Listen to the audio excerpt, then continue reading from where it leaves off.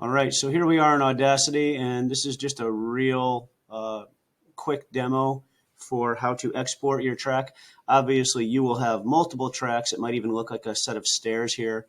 I don't know if you know how you can zoom in so that it looks smaller or bigger by clicking on these zoom in buttons over here. But anyway, yeah, you should have about 8 tracks between you and your partner with news, sports, weather, maybe even an extra track for intro. Up here where mine says audio track, you probably renamed it. And you could call that Mr. Pat Test. When I say that, it comes up over here. But what you're worried about is, okay, Mr. Pat, I'm done. I've listened to it. I like it, but I want to share this thing. How do I get it out of Audacity and in a usable form I can go other places with? So we go to File, Export. Export is MP3. Listen, pretty much any music you've ever listened to on a computer has been an MP3 file, okay? So I'm going to click on Export as MP3. Now, a couple of things here. One, untitled MP3, that's not good. We'll call it Mr.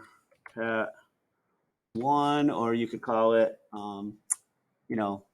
Janie and Sally or whatever your names are. All right.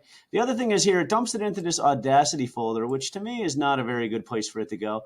Let's put it in our downloads folder because that way we know that it's in our downloads folder and we can later on find it and email it to ourselves. All right. So I've changed the name over here. We want to make sure, yes, it's a MP3 file in the downloads folder way up here. And then I click save.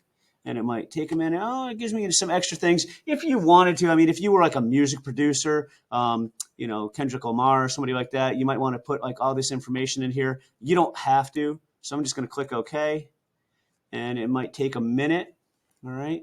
But when I make this go away, and I go down here to my files, into my downloads, there's my Mr. Pat MP3. If I click on it, it might even play it.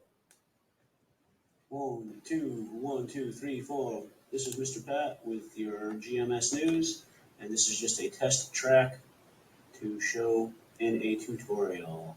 So it worked. There is my MP3.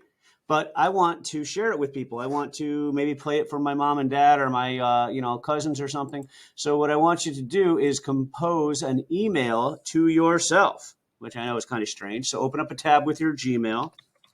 I'm Patterini. There we go. And I'm going to say our podcast. Maybe you even include your partner up here. You email it to them as well so that they can do it.